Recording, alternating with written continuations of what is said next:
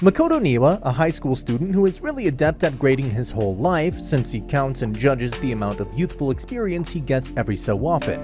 When his parents go overseas, he decides to move to a new town to continue high school and live with his aunt.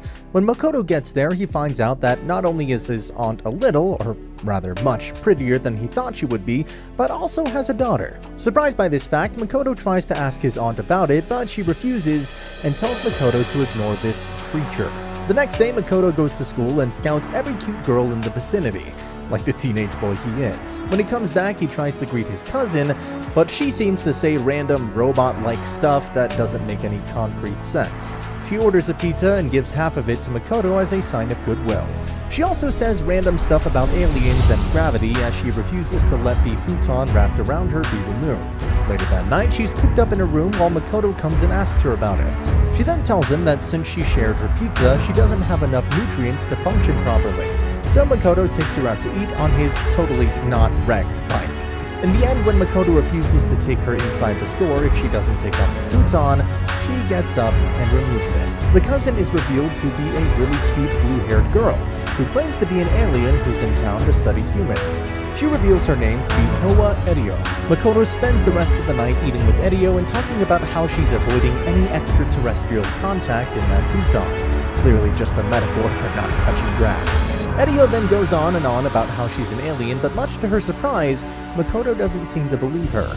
The next day, as Makoto's returning to school, he's stopped by a weird girl in his class named Ryuko Mifune, who talks in a weird way. After racing with her back home, Makoto is pretty happy, since there have been very few girls with whom he has ever gone home with. Frankly, none, actually.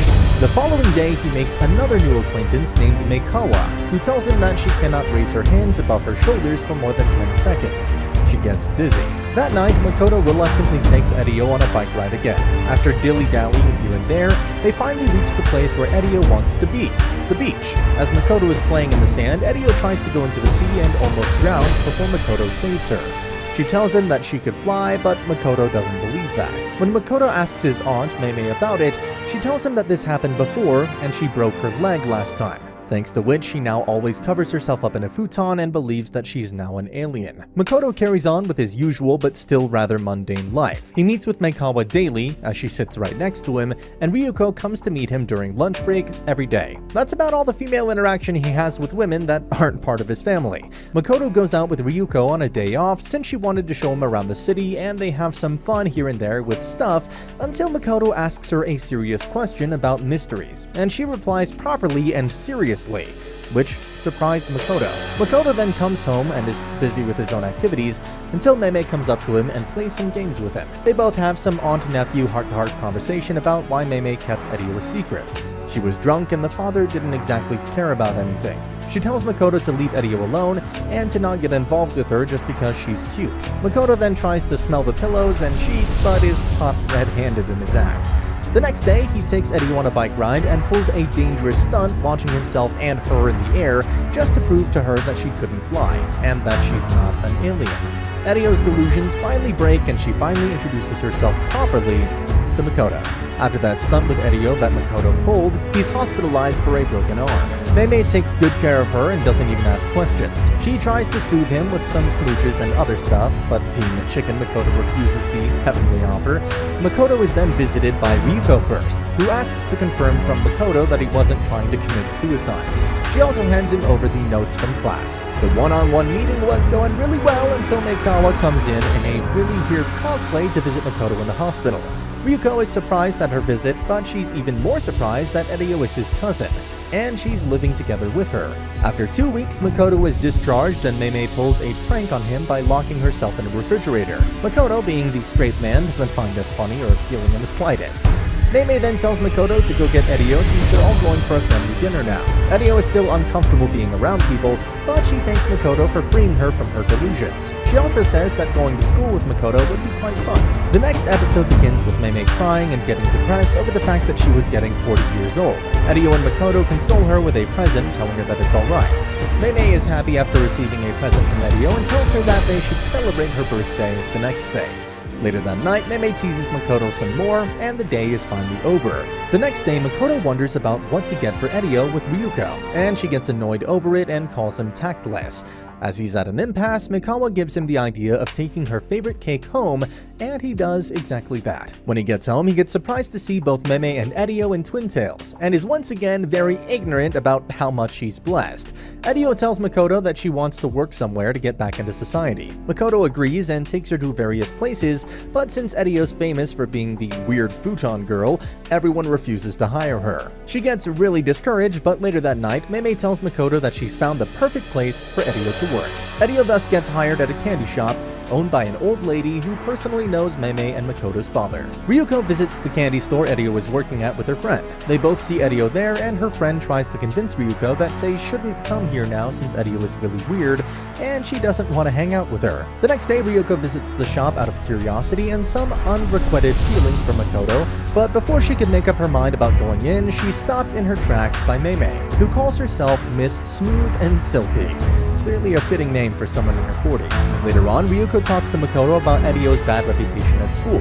She tells him that he shouldn't get so close to her as people don't like Edio, and will start hating Makoto too because of that. Makoto is surprised, but doesn't judge Ryuko because of it. Ryuko says she wants to visit the granny, but as the trio is in there with the granny, she gets tired of the excessively rom-com-esque atmosphere and goes back to sleep. A few days later, Mikawa and Ryuko visit the Toa world. They visit Edio's room, but Makoto really has a lot of trouble keeping her under control and asking her to socialize. Definitely an introvert's worst nightmare. Mikawa sees that some random person is leaving soft drinks outside the place she works at.